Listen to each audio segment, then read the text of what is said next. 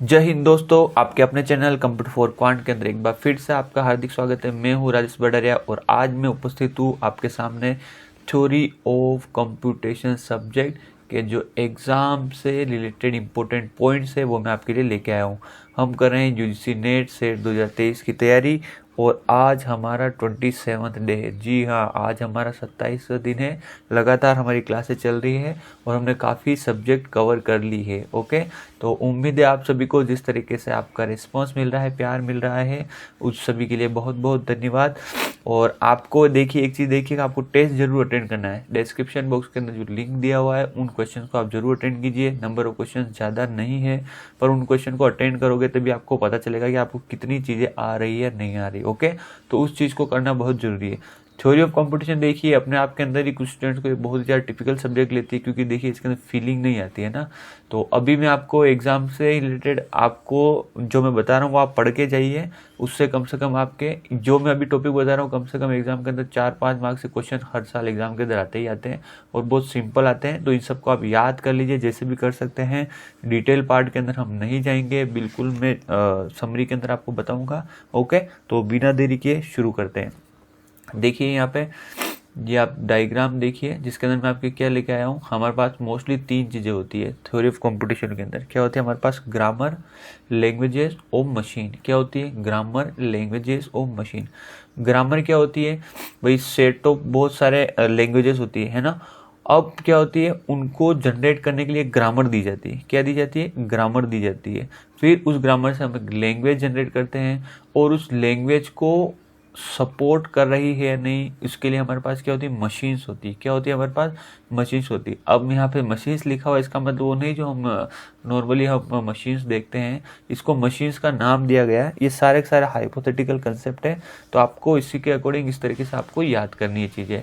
तो देखिए कौन कौन सी ग्रामर दी हुई है और किस ग्रामर से कौन सी लैंग्वेज निकलती है और कौन सी मशीन किस लैंग्वेज को सपोर्ट करती है। ओके, यहाँ पे देखिए, और जो डायग्राम दिया हुआ है ना, आपको इसी तरीके से याद करना है ना।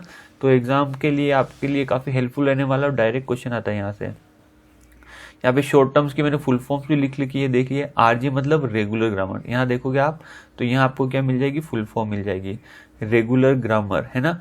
और इसकी रेगुलर ग्रामर कौन सी लैंग्वेज को सपोर्ट करती है? रेगुलर लैंग्वेज को। किसको सपोर्ट करती है? रेगुलर लैंग्वेज को। और कौन सी मशीन के अंदर हम इसको प्रोसेस कर सकते हैं? वो है आपकी फाइनाइट ऑटोमेटा। क्या है आपकी? Finite automata. फाइनाइट ऑटोमेटा किसको सपोर्ट करती है? आपकी रेगुलर लैंग्वेज को। ओके, फिर नेक्स्ट देखिए कॉन्टेक्स्ट फ्री ग्रामर। क्या है? Context free grammar. ये कौन सी लैंग्वेज को सपोर्ट करती है? Context free language. देखिए नाम वाम थोड़े बहुत सेम मिलेंगे, कॉन्टेक्स्ट फ्री ग्रामर और यहाँ पे है कॉन्टेक्स्ट फ्री लैंग्वेज। ठीक है, एग्जाम के तो क्वेश्चन यही पूछा जाएगा, पुश डाउन ऑटोमेटा कौन सी लैंग्वेज को प्रोसेस करता है, स्कैन करता है। तो डायरेक्ट आप अगर आपको याद होगा, ये अगर आपको याद है, टेबल याद है, इस तरीके से स्ट्रक्चर याद है, तो आप बता दोगे कॉन्टेक्स्ट फ्री लैंग्वेज को। पुश डाउन ऑटोमेटा कौन सी ग्रामर को सपोर्ट करता है? कॉन्टेक्स्ट फ्री ग्रामर को। ओके, तो एग्जाम के अंदर बिल्कुल सिंपल इस तरह के क्वेश्चन भी आते हैं। देखिए कॉन्टेक्स्ट फ्री लैंग्वेज, अब इसको प्रोसेस कौन करता है? Push down automata. कौन करता है? Push down automata. नाम यहाँ लिखे हुए हैं, finite automata, push down automata. Next देखिए कौन सी ग्रामर है? Context sensitive language. यहाँ अगर आप देखोगे तो मिल जाएगा context sensitive grammar, sorry context sensitive grammar. Language कौन सी है? Context sensitive language. कौन सी लैंग्वेज है? Context sensitive language. और देखिए मशीन कौन सी है? Linear bounded automata. ठीक है, ये ऑटोमेटा ही है ना लास्ट में, लीनियर बाउंडेड ऑटोमेटा। ठीक है, लीनियर बाउंडेड ऑटोमेटा। नेक्स्ट कौन सी? देखिए अनरेस्ट्रिक्टेड ग्रामर। अनरेस्ट्रिक्टेड ग्रामर, इसको इसकी लैंग्वेज कौन सी है? Recursive enumerable sets. Recursive enumerable sets, recursive enumerable sets. और ये कौन सपोर्ट करता है? Turing machine. कौन सपोर्ट करता है? Turing machine. कौन? Turing machine. तो यहाँ पे अगर आप देख सकते हो तो आपको क्या दिए? Families of grammar, regular grammar, context free grammar, context sensitive grammar और अनरेस्ट्रिक्टेड ग्रामर। यहाँ आपको दी हुई है फैमिलीज ऑफ लैंग्वेजेस। यहाँ देखिए अब आपके पास कौन सी है? Regular language, context free language, context sensitive language और रिकर्सिव इन्यूमरेबल लैंग्वेज। ओके, और यहाँ आपको दी हुई है families of machine, finite automata, push down automata, linear bounded automata और ट्यूरिंग मशीन। ओके, तो ये आप फिगर आप याद कर लीजिए, इसी क्रम में आपको याद करना है। एग्जाम के अंदर कई बार डायरेक्ट क्वेश्चन पूछा गया है, ठीक है। तो बिल्कुल मैं शॉर्ट समरी के हिसाब से आपके पास लेके आया हूँ, ताकि कम से कम आपके 4-5 मार्क्स टीओसी के अंदर कहीं नहीं जाइए। जैसे मैं बता रहा हूँ वैसे आप प्लीज़ याद कीजिएगा, आपके आराम से नंबर आ जाएंगे ना। फिर देखिए, हाँ, यहाँ पे अगर आप देखोगे तो वही चीज़ हमने ऊपर की उसको कैटेगराइज की गई है ना। इनको एक अलग से नाम और दिया गया टाइप के अकॉर्डिंग। किसके अकॉर्डिंग? टाइप के अकॉर्डिंग, है ना। यहाँ पे टाइप 3, टाइप 2, टाइप 1, टाइप 0। यहाँ ध्यान रखना, आप टाइप 3 किसे बोलेंगे हम? Finite automata. यहाँ पे अगर आप चाहो तो यहाँ पे भी मैं मार्क कर सकता हूँ। ये हो गया आपका टाइप 3, ये हो गया आपका टाइप 2, ये हो गया आपका टाइप 1, ये हो गया आपका टाइप 0, ठीक है। ये हो गया टाइप 3, टाइप 2, टाइप 1, टाइप 0। यहाँ पे अगर आपको टाइप 3 बोले तो फाइनाइट ऑटोमेटा या रेगुलर ग्रामर, या लैंग्वेज कौन सी हो जाएगी आपके? Regular language. टाइप 2 बोले तो push down automata, context free language या कॉन्टेक्स्ट फ्री ग्रामर। एक चीज़ यहाँ पे ध्यान रखना, या कॉन्टेक्स्ट फ्री ग्रामर आपकी रेगुलर ग्रामर के अंदर देखिए, यहाँ पे रेगुलर ग्रामर है या कॉन्टेक्स्ट फ्री ग्रामर है, कॉन्टेक्स्ट सेंसिटिव ग्रामर है और ये अनरिस्ट्रिक्टेड ग्रामर है। ओके, ठीक है, चलिए वो चीज़ हम आगे डिस्कस करते हैं। यहाँ देखिए इसके अंदर फिर देखिए type 3, type 2, type 1, type 0। Type 3 के अंदर मैंने भी आपको बोला है फाइनाइट ऑटोमेटा को क्या बोलेंगे हम? टाइप 3 ग्रामर, है ना। ये कौन सी ग्रामर है आपकी? Regular grammar, type 3। अब इसका पैटर्न कैसा है आपको पता कैसे चलेगा कि भाई ये टाइप 3 ग्रामर है ना, टाइप 3 ग्रामर है। तो देखिए यहाँ पे ये आपका लेफ्ट हैंड साइड है, ये आपका राइट हैंड साइड है। वी मतलब क्या है? वेरिएबल, और टी मतलब क्या है? टर्मिनल्स। यहाँ पे ध्यान रखना, वी का मतलब क्या है? वेरिएबल्स, है ना। और टी मतलब क्या हो गया आपके पास? टर्मिनल्स। क्या हो गया? टर्मिनल्स। तो ध्यान रखना, वेरिएबल्स को हमेशा बड़ी एबीसीडी से डिनोट करते हैं, जैसे ए हो गया, बी हो गया, सी हो गया। और टर्मिनल्स को हमेशा छोटी एबीसीडी से, ए कोमा बी कोमा सी, इस तरीके से छोटी एबीसीडी से। वेरिएबल का मतलब क्या हो गया? ए बी में कन्वर्ट हो सकता है, बी सी में कन्वर्ट हो सकता है। टर्मिनल्स का मतलब क्या हो गया? अब ए क्या आपका टर्मिनल हो गया, यहीं पे आपका खत्म हो जाएगा, इससे आगे ज़्यादा नहीं बढ़ेगा। मतलब एग्जाम्पल से समझने की कोशिश कीजिए। इसकी मैं ले रहा हूँ आपके टाइप 3 वाले का, है ना। देखिए यहाँ पर अगर आपको दे रखा है ए डिटरमाइज, आपको दे रखा है बी, और बी दे रखा है आपके पास ए। तो ए बी में कन्वर्ट हो रहा है, और बी से क्या डिराइव? स्मॉल ए डिराइव हो रहा है। आई बात समझ में? तो यहाँ पे आप देखोगे तो ये राइट हैंड साइड में क्या आपके पास? टर्मिनल, और यहाँ देखोगे तो फर्दर क्या आ गया? वेरिएबल, क्योंकि बी फिर से ए के अंदर कन्वर्ट हो रहा है, ठीक है। ये चीज़ क्लियर हो गई आपके। अब देखिए यहाँ पे क्या मैं समझाना चाह रहा हूँ, मैं ये आपको समझाना चाह रहा हूँ। यहाँ पे क्या दिया? प्लस। प्लस का मतलब ये रहता है कि इसके अंदर कम से कम एक कैरेक्टर तो रहेगा ही रहेगा, चाहे वो वेरिएबल हो या टर्मिनल हो, ठीक है। 1 and more than 1 character, 1 and more than 1 character, ठीक है। अब देखिए इसको दो टाइप में डिवाइड किया गया है, right linear grammar, left linear grammar. Right linear grammar, left linear grammar कैसे पहचानोगे मैं बता देता हूँ। ये देखिए A derive alpha B slash B. यहाँ पे अगर आप देखोगे राइट साइड में तो वेरिएबल कहाँ है? राइट हैंड साइड में, इस टर्मिनल के राइट हैंड साइड में। और अगर यहाँ आ जाओगे तो वेरिएबल कहाँ है? इस टर्मिनल के लेफ्ट हैंड साइड में। बस अगर टर्मिनल है और राइट हैंड साइड में वेरिएबल है तो कौन सा हो गया? Right linear grammar. टर्मिनल है उसके लेफ्ट साइड में तो क्या होगा? Left linear grammar. ये दोनों ही पैटर्न रहेंगे। अगर इस पैटर्न की आपको ग्रामर दी हुई है, इसका मतलब वो कौन सी ग्रामर है? राइट में दी हुई तो राइट लीनियर ग्रामर, लेफ्ट में दी हुई तो लेफ्ट लीनियर ग्रामर। और वो कौन सा टाइप है? टाइप 3 है, वो रेगुलर ग्रामर है, और फाइनाइट ऑटोमेटा उसको सपोर्ट करता है। आई बात समझ में? फाइनाइट ऑटोमेटा के अंदर हम उसको प्रोसेस कर सकते हैं, ठीक है। चलिए तो इसका एग्जांपल देखिए लिखा हुआ ही है, और मैं आपको तो बता देता हूँ। जैसे ये लेफ्ट लीनियर ग्रामर का बता दूँ, मान लीजिए ए दिया हुआ है, ए से आपको दिया हुआ है बी, और ये स्मॉल है, और वापस ये दिया हुआ है बी। आई बात समझ में? बीटा, ये भी टर्मिनल दिया हुआ है, तो ये कौन सी ग्रामर होगी आपकी? Left linear grammar. आपको पहचानना आना चाहिए, आपको ये पैटर्न ध्यान रखना है। नेक्स्ट कौन सा हमारे पास? Push down automata. कौन सा है? Push down automata. ये कौन सी ग्रामर को सपोर्ट करता है? Context free grammar. Context free grammar कौन सा है? टाइप 2। क्या है? टाइप 2। अब देखिए इसका पैटर्न क्या है? V determines v union t. अब यहाँ पे एक चीज़ आप देखोगे तो यहाँ पे आपको प्लस है और यहाँ पे स्टार है, दोनों के अंदर फ़र्क क्या है? इस प्लस का मतलब है 1 और मोर देन 1। ठीक है, इस प्लस का मतलब है 1 और मोर देन 1। स्टार का मतलब क्या है, 0 और मोर देन 0, ये इसका मतलब है। आई बात समझ में? तो कई बार ऐसा भी हो सकता है कि वेरिएबल डिटरमाइंस कुछ भी डिटरमाइन नहीं कर रहा हो, तो वहाँ पे एप्सिलॉन भी हो सकता है। ठीक है, एप्सिलॉन हो सकता है। यहाँ देखिए, अब ये फर्दर आपके दो तरीके से डिटरमाइन किए हुए हैं, चॉम्स्की नॉर्मल फॉर्म और Greibach normal form. Chomsky normal form और ग्रीबियाक नॉर्मल फॉर्म अभी हम आगे पढ़ने वाले हैं। आप इनको डिटरमाइन कीजिए कैसे पहचानेंगे। ए डिटरमाइन बी सी, यहाँ पे देखिए दोनों वेरिएबल दिए हुए हैं ना, कैपिटल के अंदर है वो सारे वेरिएबल है। अगर ए डिटरमाइन बी सी और ए डिटरमाइन क्या करा, अल्फा और एप्सिलॉन। एप्सिलॉन मतलब कुछ भी नहीं।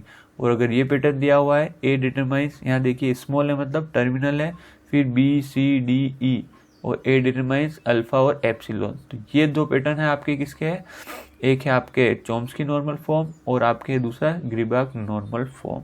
आई बात समझ में? तो देखिए पैटर्न आपको आइडेंटिफाई करना आना चाहिए टीओसी के अंदर, यही इंपॉर्टेंट चीज़ है। बस मैं अभी आपको बता रहा हूँ, उतना सा आप सुनिए, फिर अपन आगे आगे चलेंगे तो ये भी चीज़ें आपको आइडेंटिफाई होती रहेगी। फिर इसकी लेंथ का ध्यान रखना है, इसकी लेंथ होती है 2 स्टार नंबर ऑफ स्ट्रिंग -1, और ये क्या हो जाएगी, नंबर ऑफ स्ट्रिंग। आगे चलूँगा तो मैं आपको और बता दूंगा। नेक्स्ट देखिए आपकी लीनियर बाउंडेड ऑटोमेटा। क्या हो गया, linear bounded automata. Context sensitive grammar को सपोर्ट करता है, टाइप 1 है ये। अगर इधर देखोगे तो वी यूनियन टी, इसका मतलब क्या हो गया, अभी तक लेफ्ट हैंड साइड के अंदर हम सिर्फ वेरिएबल रख पा रहे थे, अब यहाँ पे देखो हम वेरिएबल भी रख सकते हैं और टर्मिनल भी रख सकते हैं। क्या रख सकते हैं, वेरिएबल भी रख सकते हैं और टर्मिनल भी रख सकते हैं। फिर क्या हो जाएगा, प्लस मतलब एक तो चाहिए, खाली नहीं रहना चाहिए, है ना। डिटरमाइंस क्या हो जाएगा, वी यूनियन टी प्लस, दोनों में से एक चाहिए। यहाँ अगर आप देखो ग्रामर समझ में आ जाएगी। यहाँ देखिए वेरिएबल है, टर्मिनल है, यहाँ देखो टर्मिनल है, वेरिएबल है, ये पैटर्न तो रहना ही चाहिए, है ना। और यहाँ पे देखिए टर्मिनल है, वेरिएबल है, टर्मिनल है, वेरिएबल है। तो इस तरह की जो अगर ग्रामर है उसको हम क्या बोलेंगे, लीनियर बाउंडेड ऑटोमेटा। तो कुल मिला के इन चारों के अंदर आपको आइडेंटिफाई करना आने चाहिए, आप ग्रामर को आराम से पहचान लोगे।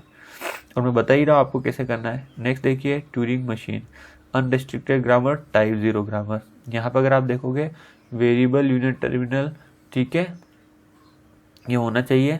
फिर यहाँ अगर आप देखोगे तो स्टार लगा हुआ है, इसका मतलब क्या हो भी सकता है नहीं भी हो सकता है, ध्यान रखना। तो इसका पता हमें कैसे चल रहा है, यहाँ देखिए A determines A capital A capital small B, इसका मतलब तो है। और यहाँ अगर आप देखोगे एप्सिलॉन, ये क्या है आपका एप्सिलॉन, इसको हम क्या बोलते हैं, एप्सिलॉन या एप्साइलन, है ना, एप्साइलन एन है ना, इसको ऐसे एप्साइलन, ठीक है। तो ये किसी भी चीज़ को डिटरमाइन नहीं कर रहा है। तो ये आपको पैटर्न पहचान में आना चाहिए। दोनों के अंदर देखिए टाइप 3 टाइप 2 के अंदर वेरिएबल है लेफ्ट साइड के अंदर, और टाइप 1 टाइप 0 के अंदर वेरिएबल और टर्मिनल दोनों रहने चाहिए। तो एक चीज़ तो आप आराम से आइडेंटिफाई कर सकते हो। फिर इन दोनों के अंदर बचा तो भाई इसके अंदर कम से कम एक तो रहना ही चाहिए, वेरिएबल और टर्मिनल। इधर 0 भी चल सकता है, तो यहाँ से आप आइडेंटिफाई कर सकते हो कि देखिए इधर राइट साइड के अंदर आपको टर्मिनल दिया हुआ है। फिर यहाँ पे फिर वही चीज़ हो जाएगी, इसमें कम से कम एक रहना चाहिए, इसके अंदर कुछ भी रहना चाहिए। तो टाइप 0 के अंदर आपको एप्सिलॉन देखने को मिलेगा। ओके, तो जहाँ स्टार है वहाँ पे आपको एप्सिलॉन देखने को मिलेगा। इसका मतलब आप समझ जाइए, या तो टाइप 2 है या टाइप 0 है अगर एप्सिलॉन देखने को मिल रहा है। फिर अगर सिर्फ वेरिएबल है तो आपके टाइप 2 ग्रामर है, अगर वेरिएबल टर्मिनल दोनों है तो आपकी टाइप 0 ग्रामर है। ओके, तो इस तरीके से आप आइडेंटिफाई कर सकते हो। चलिए अब हम नेक्स्ट चलते हैं। क्या इंपॉर्टेंट चीज़ है, यहाँ देखिए आप हर समय एग्जाम के अंदर यहाँ से क्वेश्चन आता ही आता है, मतलब ये तो फिक्स है ना, अभी भी आपको मिलने वाला है यहाँ से आराम से। देखिए मैं जो आपके लिए चीज़ें लेके आया काफ़ी इंपॉर्टेंट लेके आया हूँ, और ये मेरी रिसर्च से लेके आया हूँ।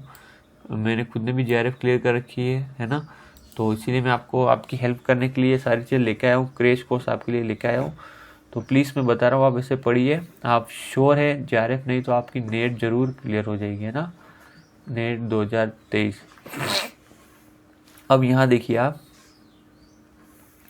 क्लोजर प्रॉपर्टीज ऑफ लैंग्वेज, जितनी भी लैंग्वेजेज है, अभी हमने कौन कौन सी लैंग्वेज पढ़ी बताओ आपको, रेगुलर लैंग्वेज पढ़ी, और कौन सी लैंग्वेज पढ़ी हमने, कॉन्टेक्स्ट फ्री लैंग्वेज पढ़ी, और कौन सी लैंग्वेज पढ़ी हमने, फिर नेक्स्ट लैंग्वेज कौन सी पढ़े आप देखिए यहाँ पे अगर आपको याद नहीं आ रहा तो यहाँ देखिए लैंग्वेजेस हमने रेगुलर लैंग्वेज पढ़ी, कॉन्टेक्स्ट फ्री लैंग्वेज पढ़ी, कॉन्टेक्स्ट सेंसिटिव लैंग्वेज और रिकर्सिव इनेबल्ड लैंग्वेज।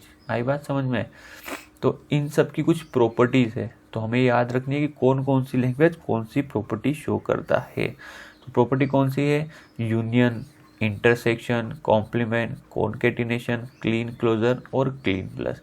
तो यूनियन आप जानते हैं, ये दो चीज़ को जोड़ना, इंटरसेक्शन दोनों के बीच में कुछ कॉमन है या नहीं, कॉम्प्लीमेंट उल्टा करना, कॉन्केटिनेशन कॉन्केटिनेट करना, क्लीन क्लोजर अभी बताया 0 और मोर, क्लीन प्लस 1 और मोर। ठीक है, ये क्या है? 0 और मोर, ये 1 और मोर। ओके, तो अब यहाँ पे आपको क्या याद करना है कि भाई ये जो लैंग्वेजेस है आपकी प्रॉपर्टी शो करती है या नहीं।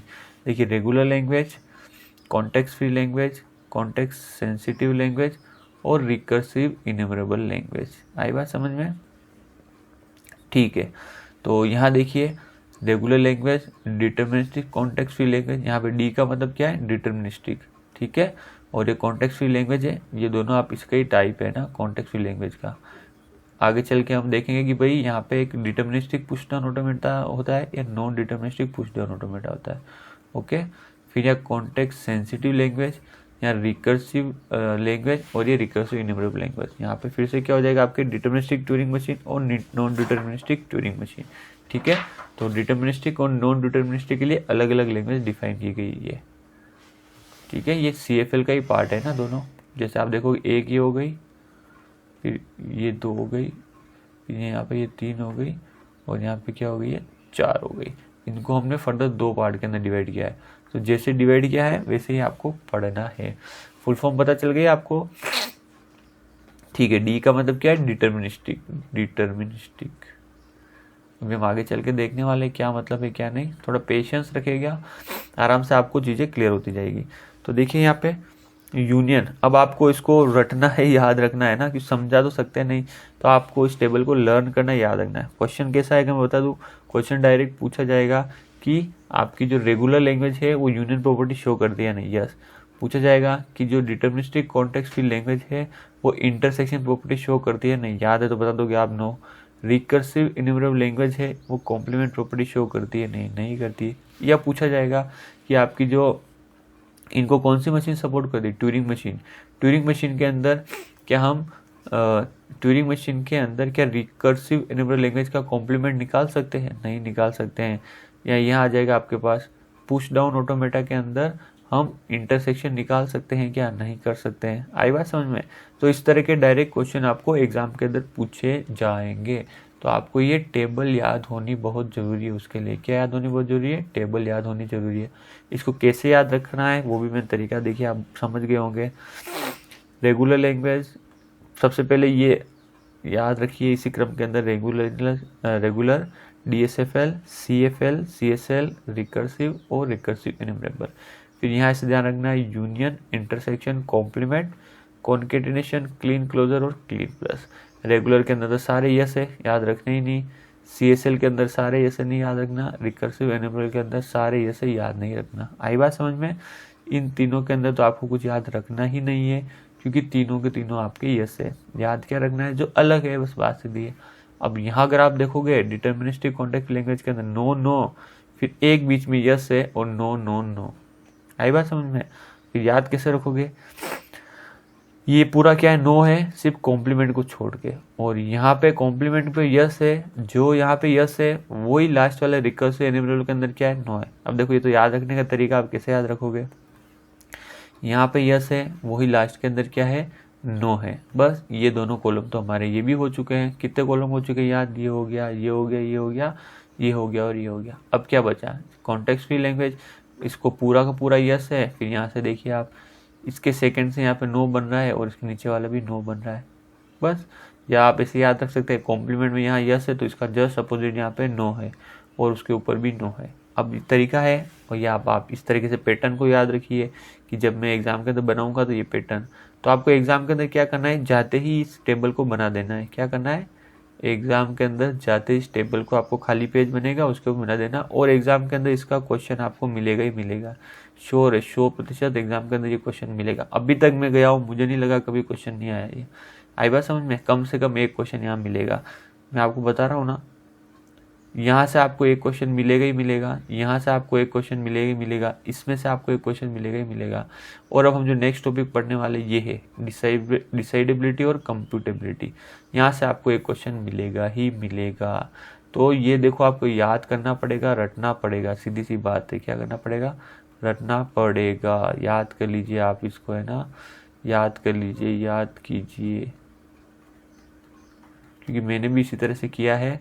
क्योंकि टीएसपी को समझने में थोड़ा टाइम लगेगा, आपके पास इतना है नहीं, और समझ भी लोगे तो भी लास्ट में आपको ये तो रटना ही पड़ेगा, ठीक है। इसे चाहे आप पहले ही याद कर लो, है ना, और डायरेक्ट क्वेश्चन निकल जाएगा आपके। अब यहाँ पे देखिए, मैं बता रहा हूँ, यहाँ पे 10 पॉइंट है, वो आपको याद रखने हैं। अब क्वेश्चन डिसाइडेबिलिटी और कंप्यूटेबिलिटी का क्वेश्चन आता है।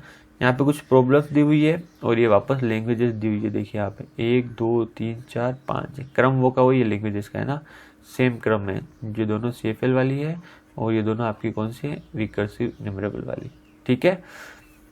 ये आपको ध्यान रखना है। 10 स्ट्रिंग है आपकी, ये लैंग्वेज से बिलोंग करती है या नहीं, सेम इसी तरह से लिखा हुआ एग्जाम के अंदर। इसको हम क्या बोलते हैं? मेंबरशिप प्रॉब्लम, ठीक है। तो रेगुलर लैंग्वेज के अंदर डी मतलब क्या है? डिसाइडेबल है, और यहाँ भी decidable decidable decidable decidable. Recursive enumerable language के अंदर डिसाइडेबल नहीं है, मतलब अनडिसाइडेबल है। अब डिसाइडेबल अनडिसाइडेबल का मतलब क्या होता है कि आपने मान लीजिए ट्यूरिंग मशीन के अंदर कोई लैंग्वेज पास की, ठीक है, कोई लैंग्वेज पास की और यहाँ से कोई स्ट्रिंग आपने पास की। अब उस लैंग्वेज के अकॉर्डिंग उस स्ट्रिंग को वो स्कैन कर पा रहा है नहीं। अगर वो कर पा रहा है तो क्या हो जाएगा? यस। अगर पास की, अगर वो कर पा रहा है स्ट्रिंग तो यस, और बाकी क्या हो जाएगा? नो। आई बात समझे? अब यस और अगर नो है तो कोई इश्यू नहीं है, डिसाइडेबल है, भाई इसका आंसर निकल सकता है, इस प्रॉब्लम का आंसर नहीं निकल सकता है। पर अगर नो के अंदर, अगर वो इनफाइनाइट लूप के अंदर फॉल हो रही है, कौन सी? आपकी ट्यूरिंग मशीन, तो इसको हम क्या बोलते हैं? अनडिसाइडेबल, कि भाई इसका उत्तर नहीं दिया जा सकता। आई बात समझ में? इसको हम क्या बोलते हैं फिर? अनडिसाइडेबल। क्या बोलते हैं? अनडिसाइडेबल। या आप लैंग्वेज पास कर रहे हो और ये कोई रिजल्ट नहीं निकाल रही है तो वो भी क्या हो जाएगा? आपकी अनडिसाइडेबल, ठीक है। तो जब भी आपकी ध्यान रखना है, ट्यूरिंग मशीन के अंदर आप कोई लैंग्वेज पास करते हो तो या तो अगर वो यस दे रही है और नो दे रही है प्रॉपर, तो मशीन क्या कर रही है? आपकी होल्ड कर रही है। होल्ड कर रही है तो कोई प्रॉब्लम नहीं है, क्योंकि वो बता तो रही है कि भाई इस प्रॉब्लम को हम सोल्व कर सकते हैं या नहीं, मतलब इस प्रॉब्लम को वो मशीन एक्सेप्ट कर पा रही है नहीं। क्या कर पा रही है? एक्सेप्ट। यस का मतलब क्या है? एक्सेप्ट, और नो का मतलब यहाँ पे क्या है? रिजेक्ट कर पा रही है नहीं। आई बात समझ में? तो अगर मशीन होल्ड कर रही था तो कोई प्रॉब्लम नहीं है, पर अगर होल्ड नहीं कर रही है और इनफाइनाइट लूप के अंदर फॉल कर रही है, इसका मतलब वो जो समस्या है हमारी क्या है? अनडिसाइडेबल है, उसको अभी तक डिसाइड नहीं किया जा चुका है। इसी के ऊपर क्वेश्चन पूछा जाता है कि पूछ लिया जाएगा कि क्या रिकर्सिव एन्यूमरेबल लैंग्वेज में मेंबरशिप जो प्रॉब्लम है उसको सोल्व किया गया है, कर सकते हैं नहीं, तो अनडिसाइडेबल है, सीधा क्वेश्चन होगा। इज L इक्वल टू 5, इसको हम क्या बोलते हैं? एम्प्टीनेस प्रॉब्लम, ठीक है। तो ये लैंग्वेज है, क्या वो एम्प्टीनेस है? नहीं। डिसाइडेबल डिसाइडेबल अनडिसाइडेबल अनडिसाइडेबल और अनडिसाइडेबल। आई बात समझ में? यहाँ देखिए, is L equal to alphabet का स्टार, इसका मतलब कंप्लीटनेस प्रॉब्लम। जो आपकी लैंग्वेज है, जितनी भी आपके इस दुनिया के अंदर लैंग्वेज है, उससे बिलोंग करती है क्या या उसके बराबर है क्या? तो कंप्लीटनेस प्रॉब्लम। अगर रेगुलर लैंग्वेज की बात करें तो ये डिसाइडेबल है, ठीक है, और अगर डिटर्मिनिस्टिक कॉन्टेक्स्ट की लैंग्वेज की बात करें तो ये अनडिसाइडेबल है। तो ये आपको चीज़ें याद रखनी है। Membership, emptiness, completeness, equality problem, subset problem, L intersection L2 equal to 5, है ना, और is L is a finite और not, is complement of L a language is of same type और नॉट। अब यहाँ पे देखिए कॉम्प्लीमेंट आ गया, इंटरसेक्शन आ गया, या फाइनाइट है या नहीं, is L is a regular language और नॉट। तो देखिए इसके जो क्वेश्चंस है ना, वैसे मैं आपको मैराथन में करा वाला हूँ, इसके अलावा भी जो मेरी ऐप है कंप्यूटर 4 क्वांट, उसके अंदर टेस्ट है जिसके अंदर सिर्फ मैं पेपर सेकंड करा रहा हूँ। इनके अंदर उसके क्वेश्चन दिए हुए हैं और उनके एक्सप्लेनेशन भी दिए हुए हैं, और उन सभी के मैं क्या करूँगा? वीडियोस भी प्रोवाइड करूँगा जितने भी क्वेश्चन है, तो वहाँ से आपको वीडियो से और ज़्यादा समझना मिल जाएगा, है ना, आप आराम से उससे समझ सकते हो, ठीक है। अब देखिए मैं बता रहा हूँ आपको, ये 10 पॉइंट इसी तरीके से याद करने हैं, मैंने भी याद किए थे, है ना। मेंबरशिप, एम्प्टीनेस, कंप्लीटनेस, इक्वलिटी, 2, 5, 10 बार आप पढ़ोगे तो ये 10 पॉइंट आपको याद हो जाएंगे। और ये लैंग्वेजेस तो आपको याद ही है इसी क्रम के अंदर। और अब आपको ये याद करने हैं, डिसाइडेबल है या अनडिसाइडेबल। तो फर्स्ट कॉलम देखिए आपका पूरा का पूरा क्या आपका डिसाइडेबल, इसको याद नहीं करना है, ठीक है। और लास्ट कॉलम आपका क्या है, अनडिसाइडेबल, तो इन दोनों को याद नहीं करना है। ये दोनों क्या एक दूसरे के अपोजिट है। अब बचे हमारे बाकी के 4 कॉलम। कौन से कॉलम बचे हैं, बाकी के 4 कॉलम। अब आपको यहाँ पे जो पैटर्न आपके जो भी बन रहा है उस अकॉर्डिंग से आपको इनको याद करना है। तो यहाँ देखोगे आप शुरू के हैं वो 2 डिसाइडेबल है, फिर यहाँ पे देखोगे आप इंटरसेक्शन तक अनडिसाइडेबल है 4, और फिर वापस क्या है आपके डिसाइडेबल है, ठीक है। तो अगर आप पैटर्न देखोगे तो 2, 4, 2, 1। अब रटने का तरीका बोल दो और कुछ भी बोल दो, अगर आपको एग्जाम क्लियर करना है तो आपको ये चीज़ें याद करनी पड़ेगी। मैंने भी याद किया ना, इसको रट लो आप। देखिए 2, 4, 2, 1, एक पैटर्न बन गया, इसको याद कर लीजिए। वही पैटर्न सेम यहाँ पे आप नेक्स्ट वाले के अंदर अप्लाई कर सकते हैं। किसके अंदर, कॉन्टेक्स्चुअल लैंग्वेज के अंदर। 2, 4, अब यहाँ पे सिर्फ इतना सा चेंज हो जाएगा, यहाँ पे ये चेंज हो जाएगा। यहाँ पे आपके 2 डिसाइडेबल नहीं है, यहाँ पे क्या आपके अनडिसाइडेबल है। कौन सा, कॉम्प्लीमेंट पार्ट। फिर ये भी अनडिसाइडेबल है और ये भी आपका अनडिसाइडेबल है, ठीक है। तो कुल मिला के इसके अंदर आपके डिसाइडेबल कौन सा है, शुरू के 2 और एक बीच के अंदर फाइनाइट वाला। बाकी सारे क्या है आपके अनडिसाइडेबल है। फिर नेक्स्ट अगर आप टेबल को देखोगे तो ये दोनों टेबल आपकी सेम है, एज इट इज। ये दोनों कॉन्टेक्स्ट सेंसिटिव लैंग्वेज और रिकर्सिव लैंग्वेज, डिसाइडेबल दोनों देखिए अनडिसाइडेबल है। फिर वापस कॉम्प्लीमेंट के अंदर दोनों डिसाइडेबल है और अनडिसाइडेबल। तो अगर आप पैटर्न देखोगे ना, पैटर्न आप पहचानो, वहाँ से आपको आराम से ये याद हो जाएगा, ठीक है।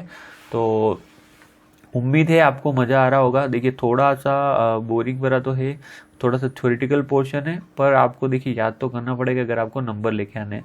और डायरेक्ट क्वेश्चन आते हैं, एक बार आप याद कर लीजिए, एग्जाम के अंदर जाके डायरेक्ट आपको टेबल बनानी है और छाप देनी है पेपर के पीछे, ठीक है। जो भी आपको रफ शीट मिलती है ना उसके अंदर, क्योंकि क्वेश्चन मिलता ही मिलता है, मैं भी यही करता हूँ, है ना, ठीक है। अब देखिए नेक्स्ट पावर्स की अगर हम बात करें कि अभी हमने जो मशीन्स पढ़ी है हमारी, उनके अगर हम पावर के कंपैरिजन करें तो ये भी वेरी इंपॉर्टेंट है एग्जाम पॉइंट ऑफ व्यू से। यहाँ से भी क्वेश्चन आता है, finite automata, push down automata, linear bounded automata और ट्यूरिंग मशीन।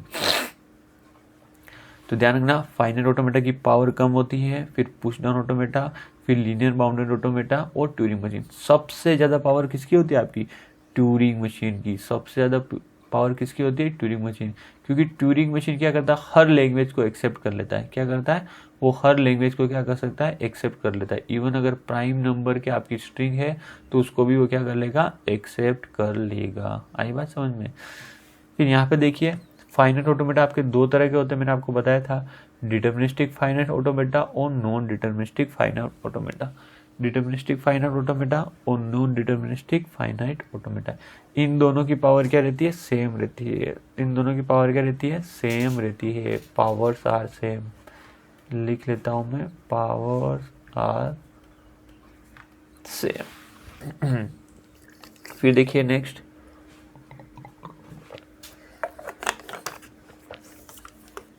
इन दोनों की पावर क्या रहती है, सेम रहती है ना।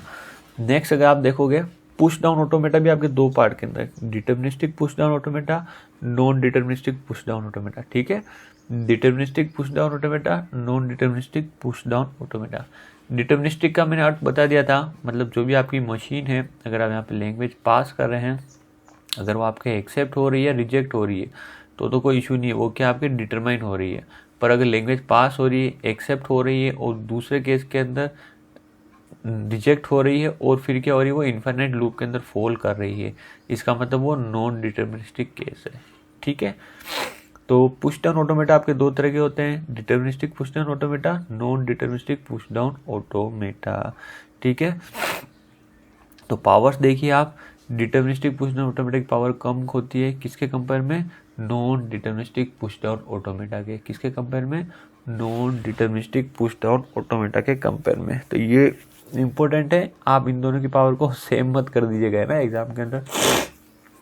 फिर देखिए ट्यूरिंग मशीन, वो 2 तरह की है, डिटर्मिनिस्टिक ट्यूरिंग मशीन और नॉन डिटर्मिनिस्टिक ट्यूरिंग मशीन, ठीक है। डिटर्मिनिस्टिक ट्यूरिंग मशीन और नॉन डिटर्मिनिस्टिक ट्यूरिंग मशीन। तो इन दोनों की पावर क्या रहती है आपकी, सेम रहती है। पावर्स क्या रहती है, सेम रहती है। तो ये एग्जाम पॉइंट ऑफ व्यू से काफ़ी इंपॉर्टेंट है, यहाँ से क्वेश्चन आता है और एक यहाँ से क्वेश्चन आता है।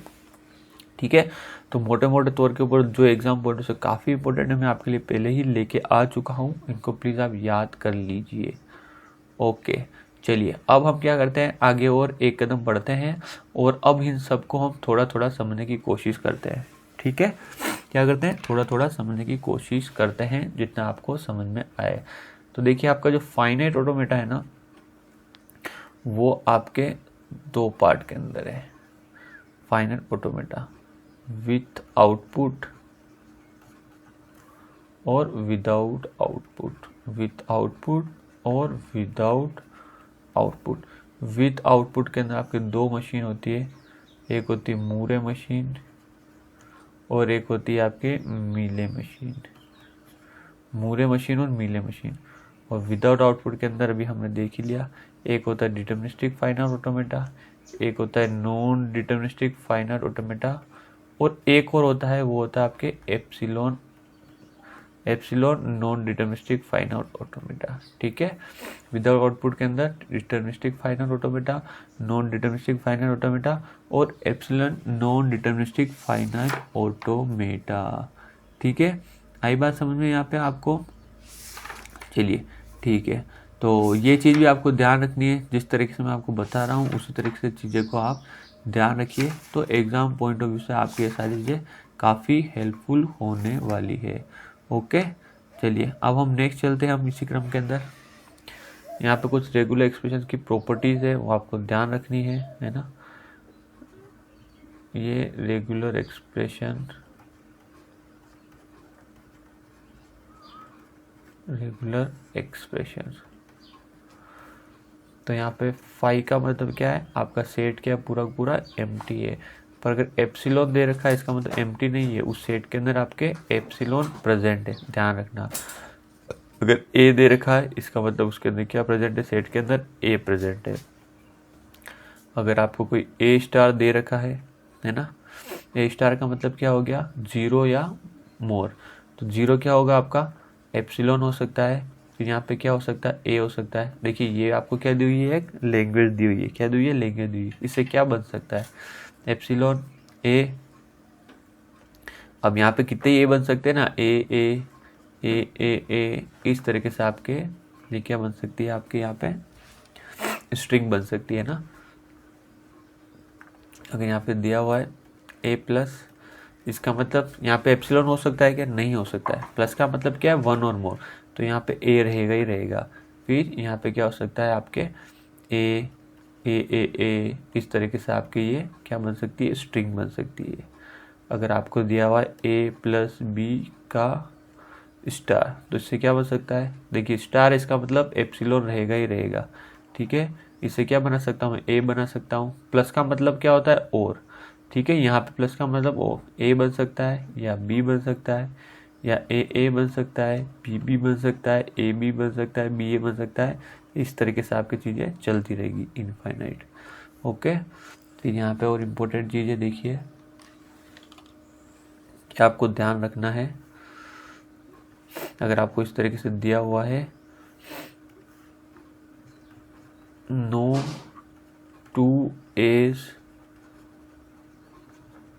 शुड कम टुगेदर, दो ए साथ में नहीं आना चाहिए, तो इसका एक रेगुलर एक्सप्रेशन क्या होगा, बी प्लस ए बी का स्टार और एप्सिलॉन प्लस ए, या क्या हो सकता है, ए प्लस एप्सिलॉन, या हो सकता है बी प्लस बी ए का स्टार। दो ए साथ में नहीं आने चाहिए। तो मैं भी आपको रेगुलर एक्सप्रेशन बना के नहीं बता रहा हूँ, इसको डिराइव नहीं कर रहा हूँ, पर आपको ये चीज़ याद रख लीजिए।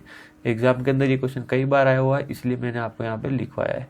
ठीक है, फिर और क्या आता है, देखिए no two a's, no two b's should come together, साथ में नहीं आने चाहिए। तो तो उसका जो आपका एक्सप्रेशन है वो क्या है, कुछ इस तरीके से देखिए, एप्सिलॉन प्लस, यहाँ पे देखिए एप्सिलॉन प्लस बी, याद कर लीजिए ये अभी है ना, और एक एक बार आप नज़रों से निकालोगे, अगर क्वेश्चन फंस गया वहाँ पे तो आपके मार्क्स आ जाएंगे ना। मैंने भी ऐसे ही किया है और सही में क्वेश्चन आता है ना हर समय।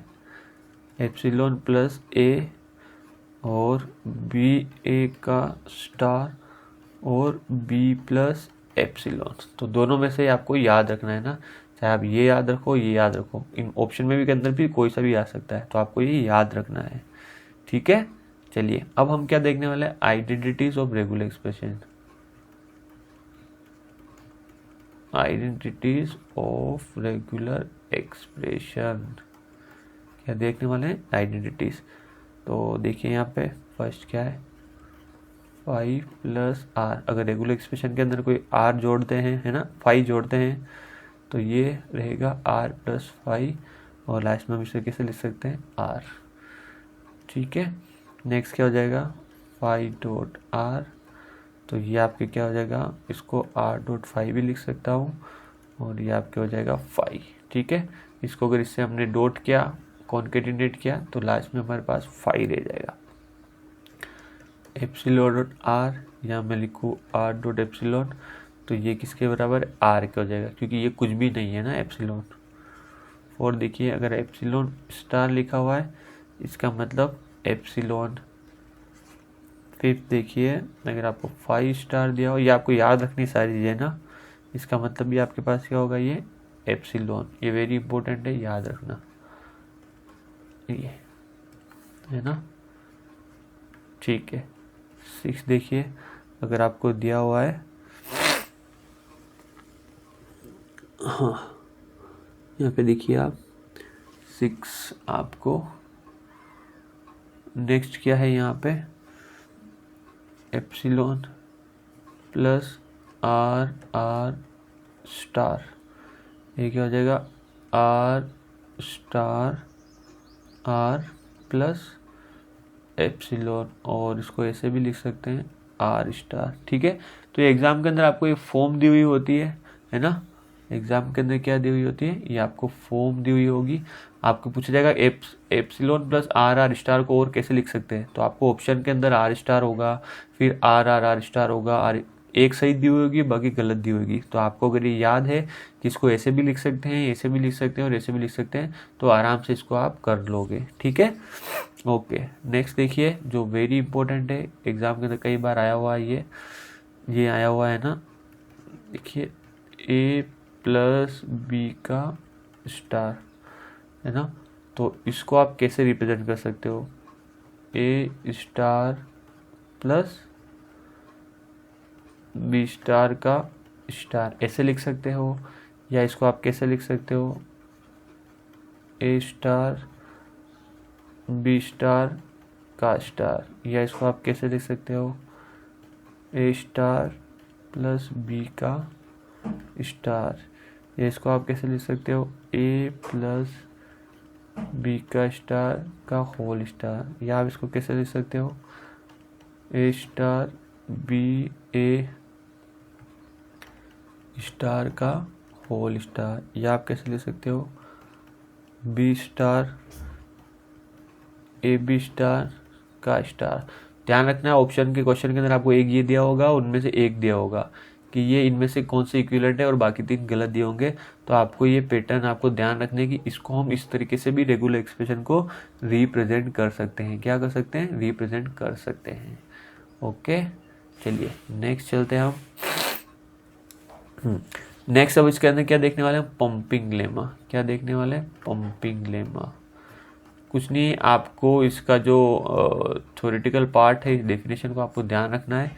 डायरेक्ट क्वेश्चन आता है एग्जाम के अंदर, pumping lemma for regular language. Regular language, pumping lemma for regular language. ये क्या है, आपका एक नेगेटिव टेस्ट है। क्या है, नेगेटिव टेस्ट है। ओके, देखिए क्या लिखा है इसके अंदर, if l be an infinite regular language, ये याद रखना आपको है ना, if L be an infinite regular language and W belongs to L, मतलब स्ट्रिंग जो है आपकी उस लैंग्वेज से बिलोंग करती है,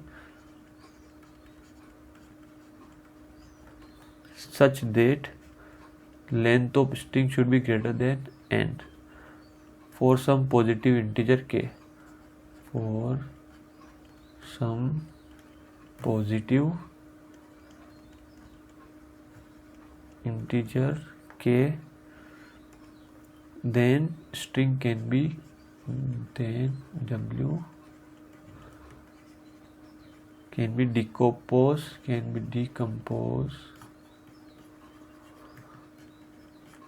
into three string, है ना। W इक्वल टू XYZ, हम क्या कर रहे हैं, स्ट्रिंग को 3 पार्ट के अंदर ब्रेक कर रहे हैं, सच दैट फर्स्ट पार्ट क्या हो जाएगा आपके पास, Y should not belong to epsilon,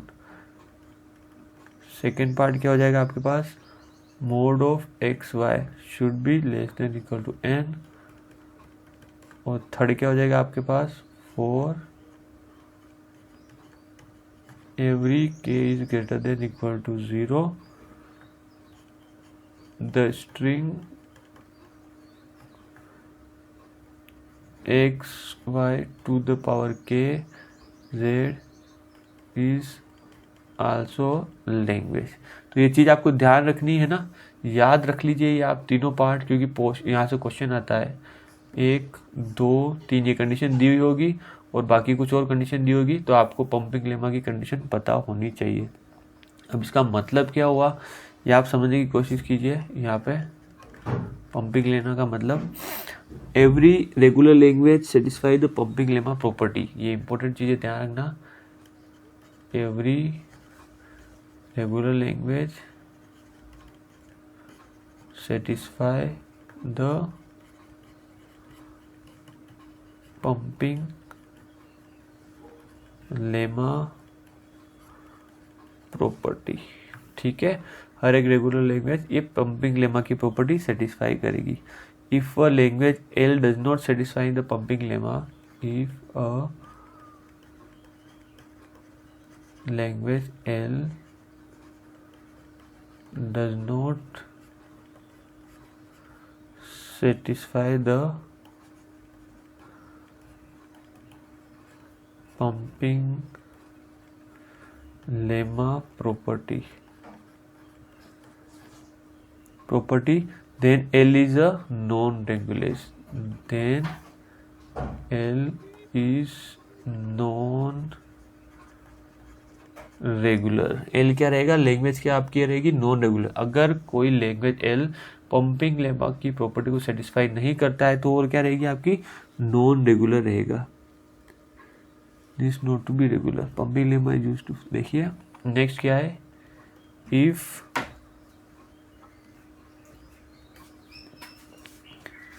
सुनो, इफ अ लैंग्वेज एल, मेरा register, if a language L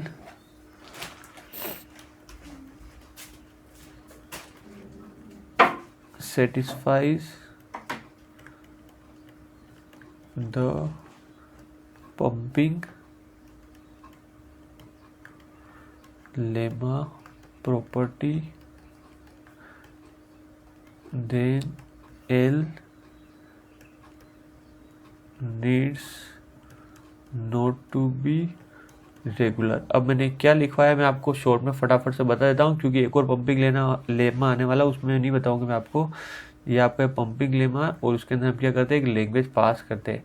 अगर ये पंपिंग लेमा इसको क्या कर देता है, फेल कर देता है, मतलब नो आता है इसका जो एक्सेप्टेड है। अगर इसको एक्सेप्ट नहीं करता है, इसका मतलब ये श्योर हो जाता है कि ये जो लैंग्वेज है वो रेगुलर लैंग्वेज नहीं है। पर अगर ये पंपिंग लेमा उस लैंग्वेज को क्या कर सकता है, एक्सेप्ट कर लेता है, इसका मतलब जरूरी नहीं है कि जो लैंग्वेज जो इसने पास की वो रेगुलर है या नहीं, ठीक है। May be regular language.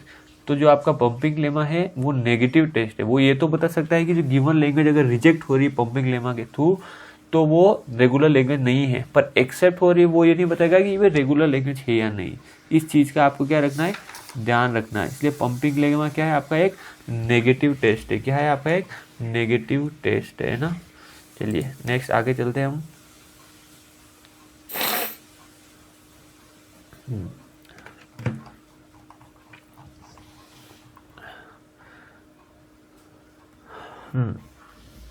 अब देखते हैं हमने फाइनाइट ऑटोमेटा के बारे में पढ़ लिया कि language accepted by non deterministic finite automata and deterministic finite automata are same. Powers हमने देख ली, दोनों की सेम रहेगी। फिर फाइनाइट ऑटोमेटा के अंदर एक और इम्पोर्टेंट चीज़ देख लीजिए, एफ के अंदर क्या है, यहाँ पे number of states very important है, ध्यान रखिए।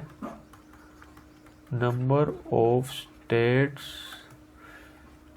in non-deterministic finite automata is less than or equal to the number of states in equivalent deterministic finite automata. जो नंबर ऑफ स्टेट है वो नॉन डिटर्मिनिस्टिक फाइनाइट ऑटोमेटा की less than या equal to रहेगी deterministic finite automata की। और एक और वेरी इंपॉर्टेंट पॉइंट है, लिख लीजिए, for non deterministic finite automata with n states. अगर आपके नॉन डिटर्मिनिस्टिक फाइनाइट ऑटोमेटा की n स्टेट है तो in worst case the maximum states possible in deterministic finite automata is 2 की पावर n। वेरी इंपॉर्टेंट है, मार्क कर दीजिए, exam का तो क्वेश्चन आता है। कुल मिला के डिटर्मिनिस्टिक फाइनाइट ऑटोमेटा के अंदर आपके n स्टेट है, तो नॉन डिटर्मिनिस्टिक फाइनाइट ऑटोमेटा के अंदर आपकी कितनी स्टेट होगी, 2 की पावर n स्टेट्स होगी। इस चीज़ को आपको ध्यान रखना है। फिर एक और चीज़ है कि every non deterministic finite automata can be converted into deterministic finite automata. Her non deterministic finite automata को हम डिटर्मिनिस्टिक फाइनाइट ऑटोमेटा के अंदर कन्वर्ट कर सकते हैं। ओके, ठीक है। चलिए अब हम नेक्स्ट चलते हैं। हमारे पास क्या है, मूरे और मीले मशीन है ना। मूरे और मीले, तो मूरे और मीले के बारे में हम थोड़ा सा देख लेते हैं। मूरे मशीन और मीले मशीन, तो यहाँ पे भी मैं आपको थोड़ा सा लिखवा देता हूँ तो आपको थोड़ा ठीक रहेगा। यहाँ से डायरेक्ट क्वेश्चन कैसे पूछा जाता है मूरे और मिले का, इनपुट n, ठीक है। ये हो गई आपकी मूरे मशीन है ना। लिख लीजिए यहाँ पे, Moore machine are finite state machines with output value and its output depends only on present value। इसका जो आउटपुट है सिर्फ प्रेजेंट वैल्यू के ऊपर डिपेंड करता है। ध्यान रखना, किसके अंदर, मूरे मशीन के अंदर। किसके अंदर, मूरे मशीन के अंदर। एक चीज़ आप इसके अंदर ध्यान रखना, अगर आपने इनपुट के अंदर n इनपुट दिया है तो आउटपुट के अंदर आपको कितनी स्टेट्स मिलेगी, n+1। ये ध्यान रखना है ना। अगर आपने इनपुट के अंदर n अल्फ़ाबेट्स दी है तो आउटपुट के अंदर आपको n+1 स्टेट्स मिलने वाली है, n+1 आउटपुट आपको मिलने वाला है। ठीक है, तो देखिए नेक्स्ट मीले मशीन। मीले के अंदर लिख लीजिए, ये मीले मशीन है वो आपकी present state plus current state दोनों के ऊपर डिपेंडेंट रहती है। इसके अंदर अगर आपने इनपुट n दिया है तो आउटपुट में आपको मिलेगा n प्लस n ही मिलेगा, है ना। और इनपुट के अंदर आपने n दिया है तो आउटपुट के अंदर आपको n मिलेगा, ठीक है। जितना आपने सप्लाई किया है उतना ही आपको आउटपुट के अंदर मिलने वाला है, ठीक है। ओके, चलिए अब हम आगे चलते हैं। नेक्स्ट जो हमारे पास है वो है, अब हम देखने वाले पुश डाउन ऑटोमेटा। क्या देखने वाले? Push down automata. क्या देखने वाले हम? पुश डाउन ऑटोमेटा, ठीक है। तो पुश डाउन ऑटोमेटा कैसे बनता है? आपका फाइनाइट ऑटोमेटा के अंदर हम क्या कर लेते हैं, एक स्टेक का यूज़ करते हैं। ध्यान रखना, पुश डाउन ऑटोमेटा के अंदर हम फाइनाइट ऑटोमेटा के अंदर एक स्टेक का यूज़ करते हैं, ध्यान रखना। तो लिख लीजिए यहाँ पे, push down automata has extra memory called stack, ठीक है, which gives more power than finite automata, जो क्या करता है, फाइनाइट ऑटोमेटा से ज़्यादा पावर देती है। ओके, ठीक है। फिर इसके अंदर क्या इंपॉर्टेंट चीज़ आपको ध्यान रखनी है, इंपॉर्टेंट पॉइंट्स वो आप ध्यान रख लीजिए। Power non deterministic push down automata की ज़्यादा होती है पुश डाउन ऑटोमेटा से, या मैंने आपको बता दिया था। फिर यहाँ पे लिख लीजिए, it is not possible to convert every non-deterministic push down automata to deterministic push down automata। ध्यान रखना, फाइनाइट ऑटोमेटा के अंदर हम नॉन डिटर्मिनिस्टिक फाइनाइट ऑटोमेटा को डिटर्मिनिस्टिक फाइनाइट ऑटोमेटा के अंदर कन्वर्ट कर पा रहे थे, पर यहाँ पे ऐसा नहीं हो सकता। हर एक non deterministic push down automata को हम डिटर्मिनिस्टिक पुश डाउन ऑटोमेटा के अंदर कन्वर्ट नहीं कर पाते हैं, है ना। हाँ, फिर देखिए, language accepted bye deterministic push down automata is a subset of language accepted by non deterministic push down automata. तो सेकेंड पॉइंट क्या कह रहा है, जो लैंग्वेज एक्सेप्ट करेगा आपका डिटर्मिनिस्टिक पुश डाउन ऑटोमेटा, वो हमसे करेगा सबसेट रहेगा किसका, non deterministic push down automata का। तो ये इंपॉर्टेंट चीज़ है, थ्योरेटिकल पॉइंट ऑफ व्यू से आपको ये सारी चीज़ें क्या रखनी है, ध्यान रखनी है और याद रखनी है। तो पुश डाउन ऑटोमेटा कौन सी लैंग्वेज सपोर्ट करता है, कॉन्टेक्स्ट फ्री लैंग्वेज। कौन सी? Context free language. तो यहाँ पे आपके पास फिर से आएगा pumping lemma for context free language, ठीक है। तो इसके अंदर क्या ध्यान रखना है, देखिए लिखिए आप, if l be a context free language and string belong to l such that length of string is greater than equal to n for some positive integer n, then w can be decomposed as, w कैसे decompose हो सकता है, w equal to a b c d e such that, first क्या हो जाएगा, b d should not equal to epsilon, second क्या हो जाएगा, B C d is less than equal to n, और थर्ड क्या हो जाएगा, for all i is greater than equal to 0 the string, लिखे यहाँ पे स्ट्रिंग क्या है, ए बी की पावर आई सी डी की पावर आई, और क्या हो जाएगा यहाँ पे, e is also in l. तो ये आपको दोनों डेफिनेशन आपको याद रखनी है, एग्जाम के अंदर डायरेक्ट क्वेश्चन आता है तो इस डेफिनेशन से ही पूछा जाता है ना। फिर देखिए, वो की वही चीज़ हो गई, every C F L satisfy pumping lemma property, हर एक सी एफ एल आपके पंपिंग लेमा प्रॉपर्टी सेटिस्फाई करेगा। If a language L does not satisfy the pumping lemma property then L is not in C F L. कोई language अगर आपके pumping lemma property को satisfy नहीं करता है, मतलब नहीं कर रहा है ना, नहीं करता, इसका मतलब वो आपके कॉन्टेक्स्ट फ्री लैंग्वेज नहीं है। पर अगर वो सेटिस्फाई कर रहा है, इसका मतलब जरूर नहीं कि वो कॉन्टेक्स्ट फ्री लैंग्वेज है, वो हो भी सकता है और नहीं भी हो सकता है। ठीक है, ओके। चलिए नेक्स्ट हमारे पास कौन सी मशीन है, वो है हमारी कौन सी है बताओ आपका, लीनियर बाउंडेड ऑटोमेटा। क्या हो गया आपकी, linear bound automata, LBA, linear bound automata.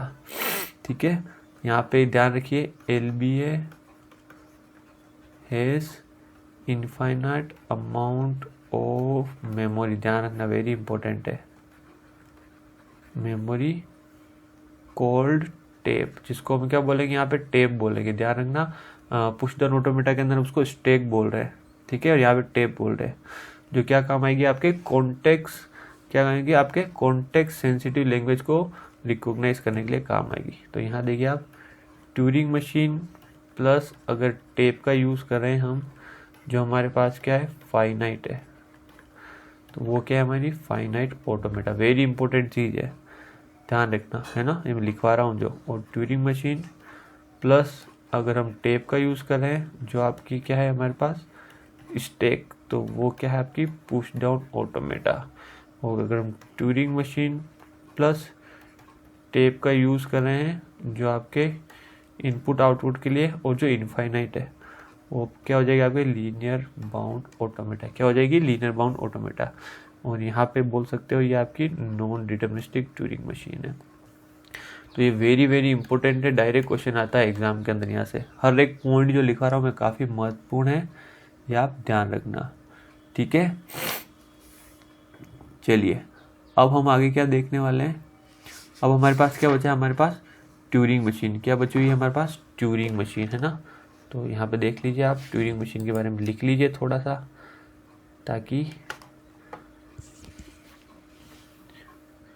अब हमारे पास क्या है, ट्यूरिंग मशीन, क्या है, ट्यूरिंग मशीन। लिखिए, Turing machine has infinite size tape, और ये कौन सी लैंग्वेज सपोर्ट करती है, recursive enumerable language, recursive enumerable language. ठीक है, ध्यान देने लायक बात यह है, Turing machine can moves in both direction, आपकी जो ट्यूरिंग मशीन है वो दोनों डायरेक्शन के अंदर चल सकती है। ठीक है, फिर Turing machine does not accept epsilon, ये वेरी इंपॉर्टेंट है, ट्यूरिंग मशीन आपकी एप्सिलॉन एक्सेप्ट नहीं करती है। ठीक है, हाँ, फिर एक और चीज़ यहाँ पे ध्यान रखिए, if the string inserted note in language, machine will halt in non final stage. भाई आपने जो स्ट्रिंग पास की वो लैंग्वेज जो एक्सेप्ट करनी उसके अकॉर्डिंग नहीं है, तो आपकी मशीन क्या कर जाएगी, वो होल्ड कर जाएगी, क्या कर जाएगी, होल्ड कर जाएगी, रुक जाएगी। ठीक है, ओके। तो देखिए जो भी इम्पोर्टेंट चीज़ें थी वो मैंने आपको एक बार लिखवा दी है, और इन सबको आप याद कीजिए। तो अगर आप याद करोगे तो आप आराम से एग्ज़ाम के अंदर क्वेश्चंस निकाल पाओगे। ठीक है, फिर एक जो आपके टाइप 2 के अंदर कॉन्टेक्स्ट फ्री ग्रामर के अंदर आपके ये चॉम्स्की नॉर्मल फॉर्म वाले रह गया है, तो मैं आपको थोड़ा सा ओवरव्यू बता दूं इसके अंदर, ताकि एग्ज़ाम के अंदर डायरेक्ट क्वेश्चन आता है वो आप लिख लेंगे ना। अभी मैं जो आपको बता रहा हूँ वो आपको बता रहा हूँ, इसका है ना टाइप 2 का कॉन्टेक्स्ट फ्री ग्रामर का मैंने पार्ट बताया था ना, दो तरह के यहाँ पे, एक तो आपके कॉन्टेक्स्ट फ्री ग्रामर है, दो तरह की है, कितने तरह की है, दो, एक है आपके CNF और एक आपके GNF, है ना। यह है आपके Chomsky normal form, Chomsky normal form. और ये है आपके ग्रीबाक नॉर्मल फॉर्म। ठीक है, तो क्या इंपॉर्टेंट चीज़ें वो आप लिख लीजिए फटाफट। मैंने आपको बता ही दिया, इसकी जो पैटर्न है वो मैंने आपको बता दिया था, है ना। अगर आपके जो एक्सप्रेशन है ए डिटरमाइंस बी सी करते हैं या आपके ए डिटरमाइंस अल्फा करता है, तो आपके ये कॉम्स की नॉर्मल फॉर्म है। और इसके अंदर क्या हो जाएगा आपके पास, इसके अंदर ग्रीबियाक नॉर्मल फॉर्म के अंदर देखिए यहाँ पे अगर आपके इस तरह से डिटरमाइन करा रहा है ए डिटरमाइंस ए अल्फा, ठीक है, और यहाँ पे जो आपका अल्फा है बिलोंग टू कर रहा है वेरिएबल्स है, तो ये जो फॉर्म है आपकी कौन सी है, ग्रीबियाक नॉर्मल फॉर्म। यहाँ पे जो इम्पोर्टेंट चीज़ें हैं वो आप लिख लीजिए, यहाँ पे वेरी इंपॉर्टेंट है। देखिए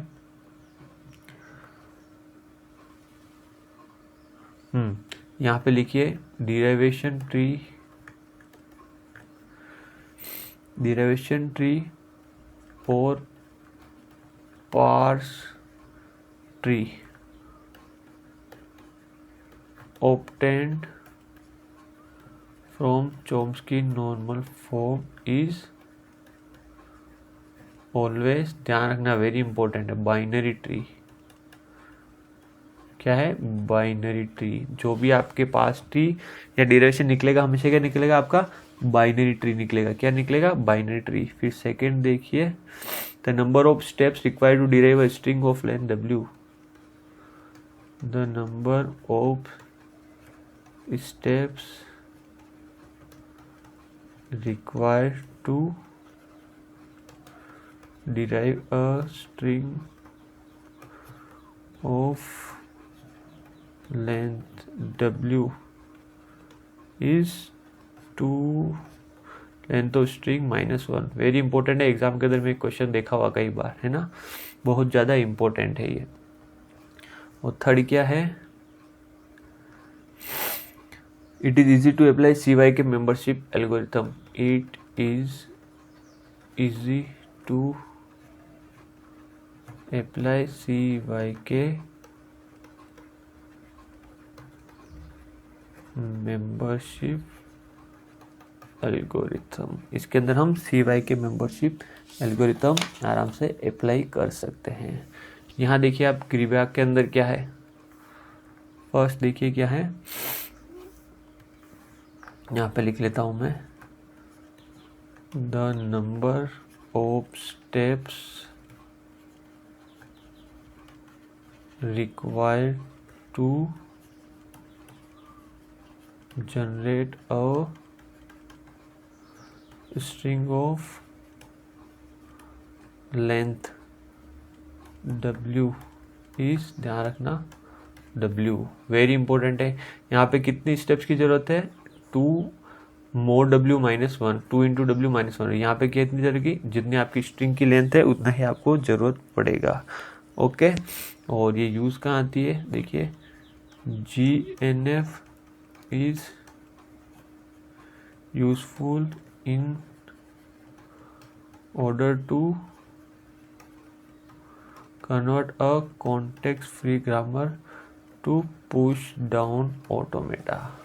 ठीक है, कॉन्टेक्स्ट फ्री ग्रामर को हम पुश डाउन ऑटोमेटा के अंदर कन्वर्ट करते हैं, वहाँ पे आपके ग्रीबियाक नॉर्मल फॉर्म काम आती है। ओके, तो काफ़ी चीज़ें हमने कर दी है।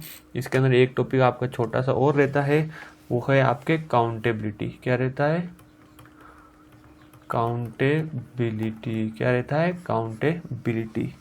ठीक है, लिख लीजिए यहाँ पे, set of all string over any finite alphabet are countable। फिर जो मैं लिखवा रहा हूँ आप याद रखिए बस, है ना। फिर लिखिए the set of all Turing machine are countable. Turing machine के सारे सेट क्या रहते हैं आपके, काउंटेबल रहते हैं। फिर लिखिए the set of all languages that are not recursive enumerable, जो रिकर्सिव इनरेबल नहीं है, इज अनकाउंटेबल, वो क्या रहेंगे आपके, अनकाउंटेबल रहेंगे। ओके, तो मेरे ख्याल से आपको जो क्रीम थी, जो भी क्रीम पार्ट था वो मैंने आपको दे दिया है थ्योरी ऑफ कंप्यूटेशन का। आप इसको याद कर लीजिए, याद कर लो। ओके, और बाकी जो मेरी टेस्ट सीरीज़ है जिसके अंदर मैंने सिर्फ पेपर सेकंड दे रखा है ना, उसको आप जरूर लगाइए, है ना, जरूर लगाइए। ओके, मिलते हैं हमारे नेक्स्ट वीडियो के अंदर। नेक्स्ट सब्जेक्ट हमारी कौन से होने वाली है, शायद आर्टिफिशियल इंटेलिजेंस या डिस्क्रीट मैथमेटिक्स। ओके, चलिए, बहुत बहुत धन्यवाद, थैंक यू।